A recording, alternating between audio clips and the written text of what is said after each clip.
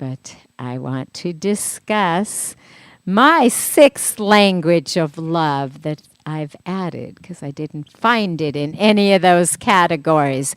I call it sharing secret sensitivities. SSS, the sixth language. And what it's about is getting naked emotionally, exposing our vulnerabilities. And this is crucial in any situation where you want to rise the communication to a level of intimacy, which is in, to, me, see. And getting beyond the power struggles that we all encounter. This sixth language of love is applicable not only between lovers and spouses, but between friends, co-workers, relatives, other family members, parents, children. And what does that mean, sharing secret sensitivities? It sounds like gobbledygook, you'll say. But I'm going to make it short, simple, and sweet. Start first by getting naked in your mind, clearing out everything, being silent. Have you ever noticed how uncomfortable most are when there's silence? And with today's technology, how many moments does anyone spend in silence? Without the radio going, the TV, iPods, computers. When's the last time you spent a minute without speaking and just taking in and appreciating what's around you? The magnificent nature, flowers, birds, the ocean waves, the sunrise, the sunset. And it helps to not have to use your other senses to read. So try just sitting quiet with that special person. And begin by discussing your sincerest fears about the relationship itself. That's a great place to start. You can even use questions.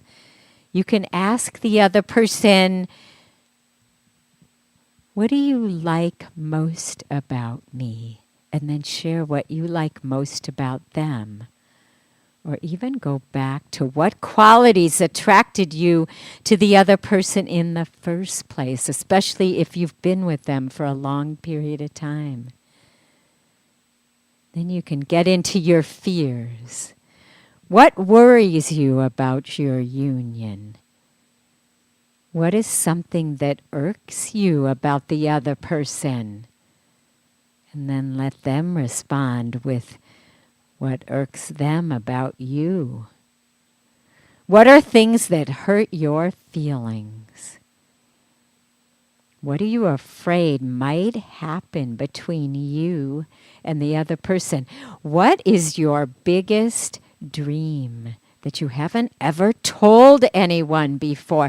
These are all things, and I call them secret sensitivities, because there's things that we aren't likely to share with anyone else. In many cases, we haven't ever told anyone yet. Can you imagine the feeling that another person has when you share with them something you have never told anyone else? That is true love, and it will make that other person feel completely adored beyond anything you can imagine. I get chills just thinking about that. Thinking about the feeling that I've had when someone shared with me a secret sensitivity. I feel 10 feet tall.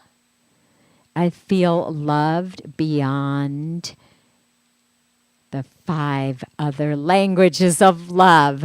To me, that is more intimate and says I love you more than any gift, any verbal acknowledgement, any physical act, any time, although this includes time, and any act of service.